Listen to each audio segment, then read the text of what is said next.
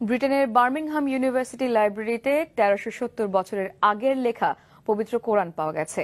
Radio carbon পরীক্ষায় নিশ্চিত করা হয়েছে কোরআনটি লেখার সময় মহানবী হযরত মুহাম্মদ সাল্লাল্লাহু আলাইহি ওয়াসাল্লাম জীবিত ছিলেন। মোয়াজ্জেম হোসেনের ডেস্ক রিপোর্ট।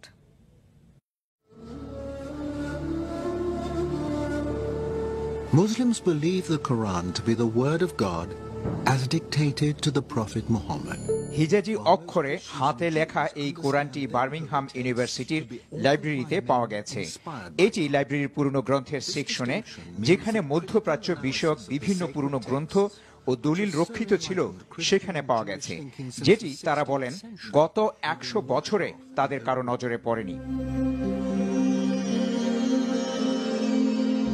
কোরআনটি লেখার সময় নির্ধারণ করা হয়েছে ৫৬৮ থেকে ৬৪৫ খ্রিস্টাব্দের মাঝামাঝি সময়গুলোতে, আর ৬৩২ খ্রিস্টাব্দে হযরত মুহাম্মদ সাল্লাল্লাহু আলাইহি ওয়াসাল্লাম ইন্তেকাল করেন।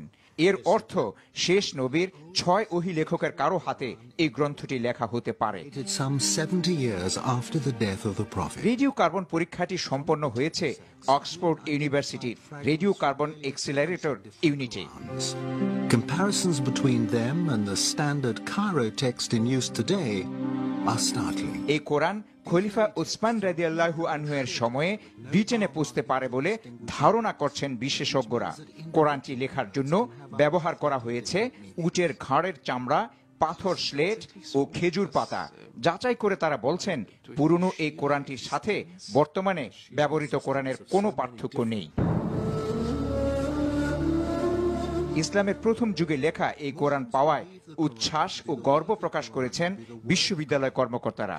সর্বসাধারণের দেখার জন্য শিগগিরই কোরআনটি নিয়ে একটি প্রদর্শনীর ব্যবস্থা করবেন বলে জানান তারা।